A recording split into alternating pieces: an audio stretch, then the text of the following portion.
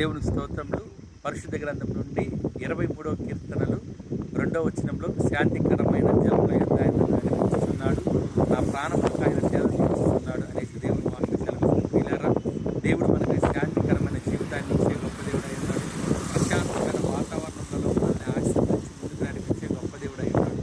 కనుక మనము దేవుని మన కాపరిగా పెట్టుకున్నప్పుడు యేసు ప్రభువు సెలవించిన మాట, నేను గొర్రెలకు మంచి కాపరిని అనేసి యేసు ప్రభువు తెలియజేసిన విధంగా యేసు ప్రభువాన్ని మన కాపరిగా పెట్టుకున్నప్పుడు, యేసు ప్రభువు వాక్యానుసారం జీవించినప్పుడు మనల్ని ఆశీర్వదించి సమాధానకరమైన జీవితాన్ని దయచేసి, మేలు దయచేసి, మన కుటుంబాలని, మన బిడ్డల్ని, మనల్ని బిడ్డలుగా ఆశీర్వదించి సంతోషకరమైన జీవితాన్ని మనకు దయచేస్తారని తెలియజేయచ్చు.